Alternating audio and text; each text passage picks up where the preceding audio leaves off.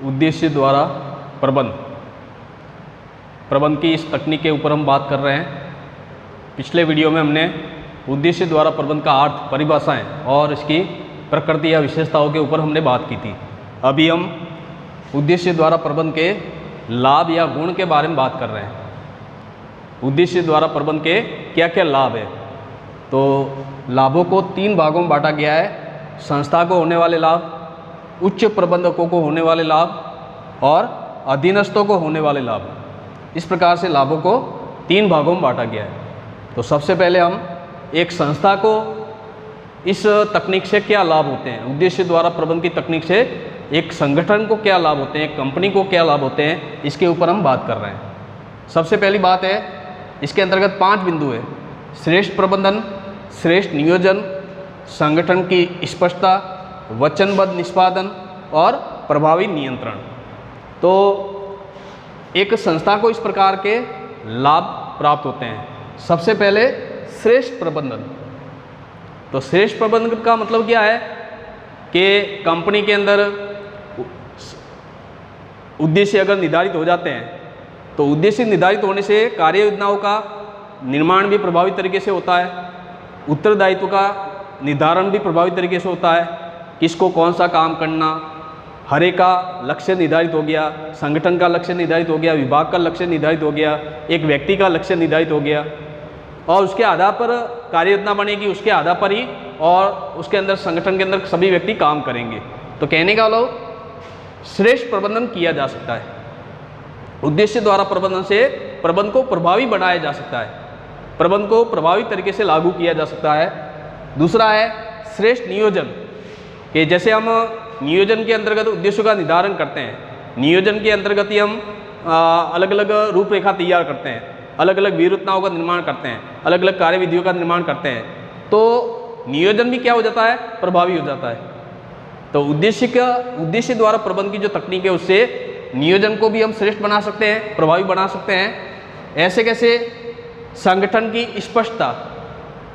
उद्देश्य द्वारा प्रबंध की जो तकनीक है इससे संगठन का ढांचा, जो संरचना होती है, इसका हम अच्छी तरह से निर्धारण कर सकते हैं। संगठन के अंदर कार्य का विभाजन कैसे करना, किसको कितने अधिकार देने, सत्ता जिसको हम कहते हैं, किसको क्या अधिकार मिलेगा, किसका क्या दायित्व रहेगा, पूरे एक संगठन की स्पष्टता, लक्ष्य निर्धारित हो जाते हैं कि इस व्यक्ति को ये लक्ष्य पूरा करना है, इस विभाग का ये लक्ष्य, इस विभाग का ये लक्ष्य। पूरे संगठन का एक संगठन के अंदर कौन से व्यक्ति को कौन से लक्ष्य की प्राप्ति के लिए कार्य करना है, कौन से विभाग को कौन से लक्ष्य की प्राप्ति के लिए कार्य करना है, इसका स्पष्ट निर्धारण हो जाता है। ऐसे कैसे, वचनबद्ध निष्पादन, कि हर एक व्यक्ति को जब उद्देश्य दे दिए जाते हैं, सौंप दिए जाते हैं, हर एक व्यक्ति को लक्ष्य सौंप दिया जाता है, तो उस लक्ष्य की प्राप्ति के लिए प्रत्येक व्यक्ति वचनबद्ध हो जाता है और उस लक्ष्य को प्राप्त करने के लिए वो जी जान से मेहनत करेगा, प्रयत्न करेगा, कठोर परिश्रम करेगा।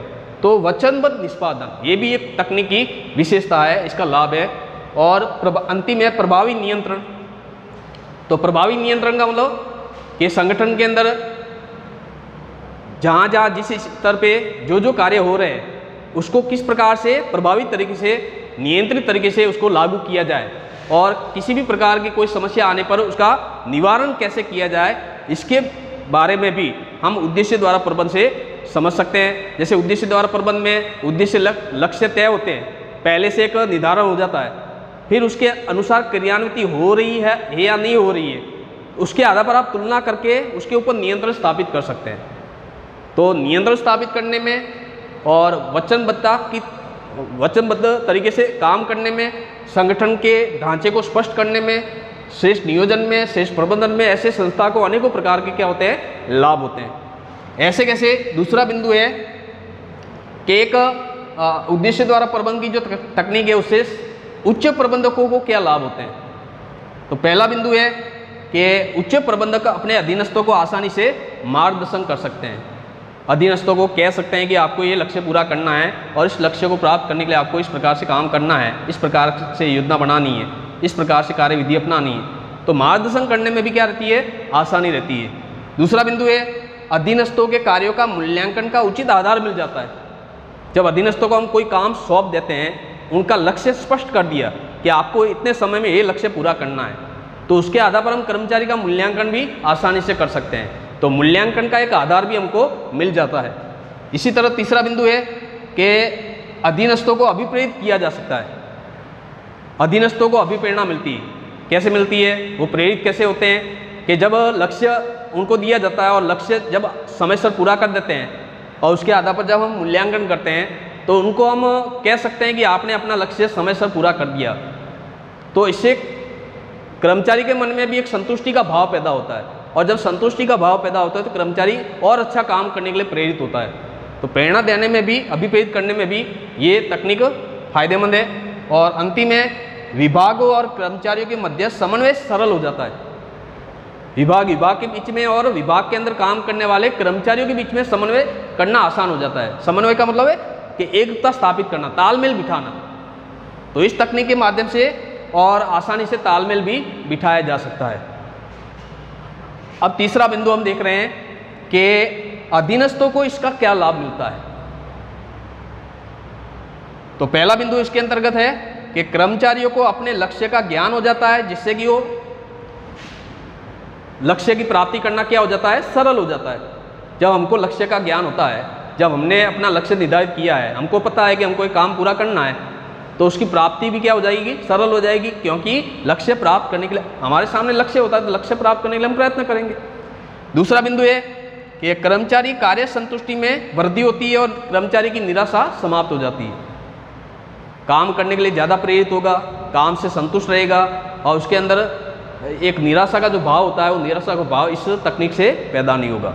और तीसरा बिंदु है, अधीनस्थ अधिक कार्य करने के लिए प्रेरित होते हैं। जैसे एक दिन का लक्ष्य दिया, एक दिन में काम पूरा कर दिया, तुरंत दूसरा काम दिया, तुरंत दूसरे काम को भी निर्धारित समय में पूरा कर दिया। ऐसे अधिक से अधिक काम करने के लिए भी कर्मचारी क्या होते हैं, प्रेरित होते हैं। उसके बाद है, वे अपने अधिकारियों की अपेक्षाओं को भली प्रकार समझ सकते हैं।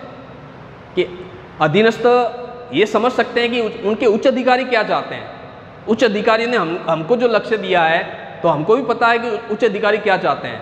तो इसके आधार पर हम उच्च अधिकारी की अपेक्षाओं को पूरा करने में भी हम प्रयत्नशील रहेंगे, और उनका जो लक्ष्य है, वो लक्ष्य पूरा करने में हम अपनी भागीदारी निभाएंगे। ऐसे कैसे, पांचवा बिंदु है, वरिष्ठ प्रबंधकों से निरंतर संपर्क बना रहता है और भ्रांतियां उत्पन्न नहीं होती है। वरिष्ठ प्रबंधक जो हमको लक्ष्य सौंपते हैं, जो हमको कार्य योजना सौंपते हैं, और उसके आधार पर वरिष्ठ प्रबंधकों से हम निरंतर संपर्क में बने रहते हैं कि हम उनको रिपोर्ट देते रहते हैं, प्रतिवेदन देते रहते हैं कि हमने इतने समय में ये लक्ष्य, हमने इतने समय में ये काम पूरा किया है। इससे सतत संपर्क बना रहता है, जिससे कि भ्रांति फैलने की संभावना नहीं रहती है। और अंतिम बिंदु है, वैयक्तिक पहलपन और क्षमता में भी वृद्धि होती है। कर्मचारी या अधीनस्थ और व्यक्तिगत रूप से और आगे बढ़कर और काम करने के लिए प्रेरित होगा, और उसकी क्षमता में भी क्या होगी, वृद्धि होगी। जब बिना कहे कोई व्यक्ति आगे आता है काम करने के लिए, तो पहलपन की भावना का विकास होता है, और ज़्यादा से ज़्यादा वो काम करेगा तो उसकी योग्यता में वृद्धि होगी, उसकी क्षमता में भी वृद्धि होगी।